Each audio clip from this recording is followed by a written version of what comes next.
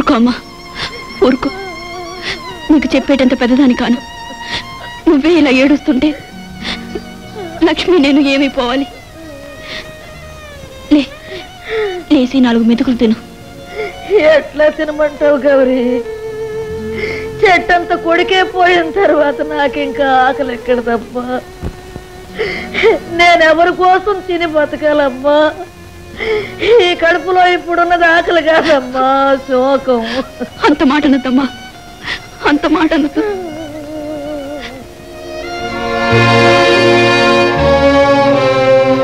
లక్ష్మి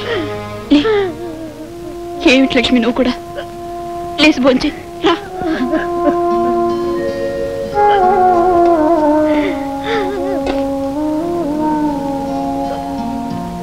అమ్మా, చిన్న పిల్లవి కడుపు కోతంటే ఏమిటో నీకేం తెలుసమ్మా? పేగు తెంచుకుని పుట్టిన బిడ్డ పెరిగి పెద్దవాడై ఈ చివరి వయసులో అండగా ఉంటాడని, చనిపోతే తల కొరివి పెడతాడని ఆశపడుతుంది ఏ అమ్మైనా. అలాంటి కొడుకు అన్ని బంధాలు తెంచుకుని వెళ్ళిపోతే ఏ తల్లి తట్టుకోగలదమ్మా? ప్రాణాన్ని తీసిన పాపిష్టి వెధవకేం తెలుసు? నా బిడ్డ పోయాక నా బ్రతుకు ఎంత చీకటైపోయిందో వాడికేం తెలుసమ్మా? వాడికేం తెలుసు?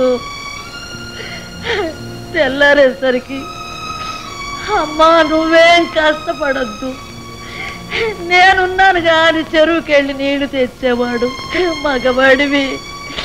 నీకెందుకు నాయనా ఈ పనులంటే నవ్వేవాడు. ఎంత పెద్దవాడినైనా నీ బిడ్డనే కదమ్మా అనేవాడు.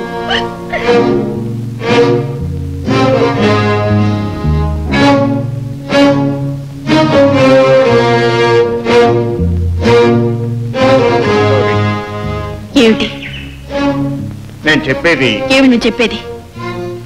ఇంకా ఎవరిని చంపాలనుకుంటున్నావో చెప్తావా? ఎలా చంపాలనుకుంటున్నావో చెప్తావా? లేక నీ ఊసురు తగిలి ఊరంతా ఏడుస్తుంటే అది నాకు ఆనందంగా ఉందని చెప్తావా? ఏం చెప్తావు? ఇంక నువ్వు ఏం చెప్పినా నీ మాట వింటమే మహాపాపం. నీ ముఖం చూడటం దౌర్భాగ్యం. ఇంకెప్పుడు నాతో మాట్లాడద్దు, నాకు కనిపించద్దు.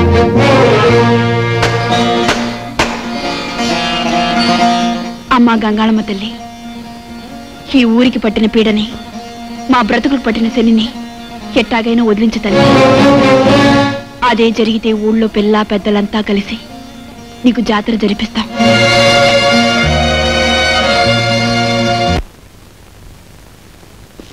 ఆగు, నా గడపలో కాలు పెట్టే అర్హత నీకు లేదు. నీలాంటి పాపిష్టి వాళ్ళు ఏ కొంపలో అడుగు పెడితే ఆ కొంప సర్వనాశనం అయిపోతుంది. నీ చూపు పడితే పచ్చని చెట్టు కూడా ఎండిపోతుంది. నువ్వు కసాయవాడివి. డబ్బు పారేస్తే నిండు ప్రాణాలని నిలువునా తీసేవాడివి. నువ్వు మా ఊళ్ళో అడుగు పెట్టిన రోజే మా కర్మలు ఇలా కాలిపోయాయి. అందుకే చెప్తున్నాను, మర్యాద దగ్గర నుంచి వెళ్ళిపో. ఇంకెప్పుడు నా గుమ్మం తొక్కద్దు. నీకే చెప్పేది, ఇక్కడి నుంచి వెళ్ళిపో. నా మాటలు ఎవరు వినిపించుకోరే? నా గుండెలోని బాధనే, కడుపులోని మంటను చెప్పుకోని వరే. రాంబాబు చచ్చిపోయిన దగ్గర నుంచి నేను ఎంత బాధపడుతున్నానో, ఎంత కూలిపోతున్నానో అర్థం చేసుకోరే. ఊరు వాడ అందరితో పాటు నువ్వు కూడా నా మాట వినిపించుకోకుండా నేను కూని కోరినని, రాక్షసునని, పాపిష్టితోనని నోటుకొచ్చినట్టు మాట్లాడతావా? ఇదివరకటి కోటిగానైతే మిమ్మల్ని అందరినీ ఎప్పుడో పాతేసేవాడిని. కానీ అలా చేయకుండా నా మాట వినండి, నా బాధను అర్థం చేసుకోండి అని మీ వెంటబడి బతిలాడుతుంటే పట్టించుకోకుండా నన్ను తిట్టి తోసేస్తే నా మనసులో ఉన్న బాధను ఎవరితో చెప్పుకోవాలి? నేను చెప్పేది కనీసం నువ్వైనా విను. ఆ తర్వాత మీకు ఈ ఊరికి సంబంధం లేకుండా నా దారినే పోతాను. ఆ రాంబాబు చావుకు ఒక రకంగా నేను కారణం కావచ్చునేమో, కానీ చంపింది మాత్రం నేను కాదు. ఆ కాగితాలు ఇమ్మని ఎంత అడిగినా రాంబాబు నాకు ఇవ్వలేదు. అతను నా దొంగనాయాలకు వదిలేసి నా దారిని నేను వచ్చేసాను. ఆ తర్వాత ఏం జరిగిందో నాకు తెలియదు. అతన్ని తీసుకొస్తానని నీకు మాటిచ్చి నేను అక్కడికి వెళ్ళేసరికి వాళ్ళు అతన్ని చంపి నీళ్లలో పడేశారు.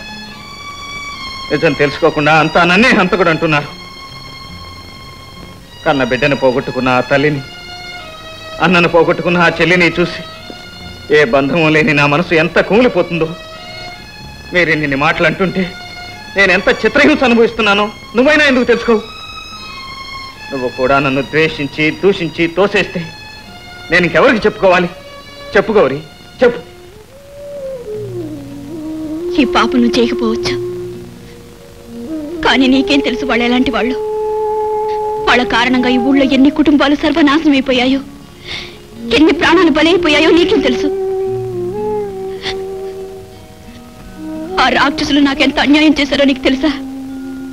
నీకు తెలీదు. వాళ్ళ కారణంగా నేనేం పోగొట్టుకున్నాను కూడా నీకు తెలీదు. నన్ను ప్రేమగా ప్రాణంగా చూసుకుని నా వాళ్ళని పోగొట్టుకున్నాను. అవును, నాకు 10 ఏళ్ల వయసు. నా తల్లిదండ్రుల నీడలో హాయిగా బ్రతుకుతున్నప్పుడు మా నాన్ని పని మీద పంపించి అమాయకురాలని మా అమ్మని పొలానికి రప్పించారు. ఆమె శీలాన్ని తోచుకుని ఆమె జీవితాన్ని నాశనం చేయాలనుకున్నారు. వాళ్ళు కుట్ర గ్రహించిన మా నాన్న అమ్మని రక్షించడానికి వెళ్ళగా అడ్డుపడిన మా నాన్నని దారుణంగా పొడిచి చంపేశారు. దారి లేని మా అమ్మ పవిత్రంగా మరణించడమే మంచిదనుకుంది. పసిదానైన నన్ను అనాథను చేసి ఆ పాపిష్టి వాళ్ళ చేతిలో చిక్కకుండా నూతిలో దూకి ప్రాణం తీసుకుంది. తాము చేసిన ఆ తప్పుని చట్టానికి కోర్టుకి తెలియకుండా డబ్బుతో న్యాయం నోరు నొక్కేశారు 2 దుర్మార్గులు. ఆ రకంగా నా వాళ్ళ అన్యాయం అయిపోయారు. నేను ఒంటరిదాన్ని అయిపోయాను. ఏ దిక్కులేని నన్ను పార్వతమ్మ గారు చేరదీసి తన కూతురులా ఆదరించారు.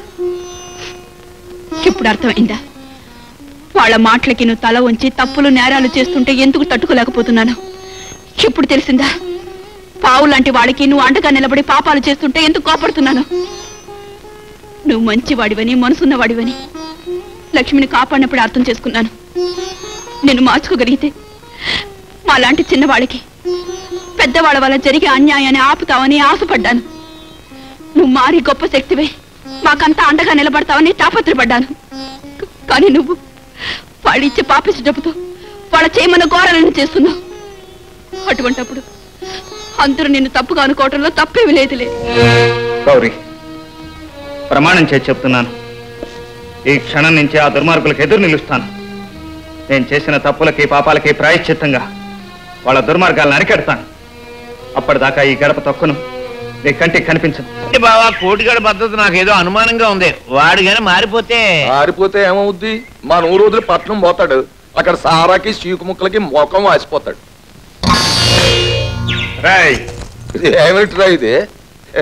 మీరు నాకు ఇచ్చిన గెస్ట్ హౌస్ తాళాలు. ఊరు వదిలి వెళ్ళిపోతున్నావా? మంచిది నాయన, క్షేమంగా వెళ్ళి లాభంగా రా. ఓర్ నీ అబ్బా, నేను ఈ ఊరు వదిలి వెళ్ళిపోతే మీ ఇష్టం వచ్చినట్టు అందరితోనూ ఆడుకోవచ్చు అనుకుంటున్నారేమో. నేను ఈ ఊరు వదిలి వెళ్ళను.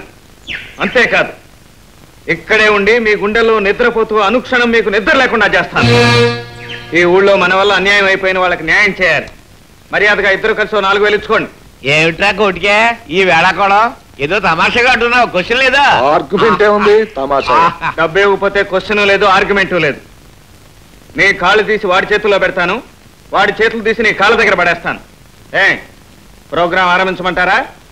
ఊరుగా అదేం ప్రోగ్రాం? దరిద్ర కొట్టి ప్రోగ్రాం. నీ తర్వాత నేను సత్తాను. సర్దు ఎల్లు. అమ్మా మంచిళ్ళు. ఇగో తాత. తాత, ఏం బాబు, మమ్మల్ని ఇట్ట కూడా బతకనివ్వా? మళ్ళీ ఏం చేద్దామని వచ్చావు బాబు?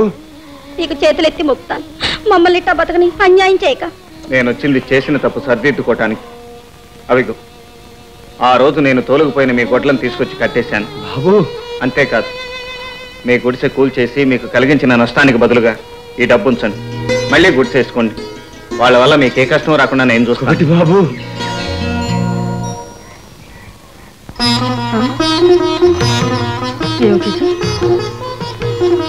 అమ్మా లక్ష్మి, లక్ష్మి ఏమిటమ్మా ఇది? సావిడి కడిగేసింది, గొడ్లకు మేతేసింది. ఇదిగో కుడితి నీళ్ళు కూడా కలిపి ఉన్నాయి, పాలు కూడా తీసేసి ఉన్నాయి. అదిగో తొట్టి నిండా నీళ్లు పోశారు. ఎవరు చేసి ఉంటారమ్మా? నాకు తెలియదమ్మా. ఎవరో మనకు కావాల్సిన వాళ్ళే చేసుంటారమ్మా. చూడు, నీకు ఇష్టం అని ఉప్మా చేశాను, ఏడేడిగా ఉంది. రా రా లక్ష్మి.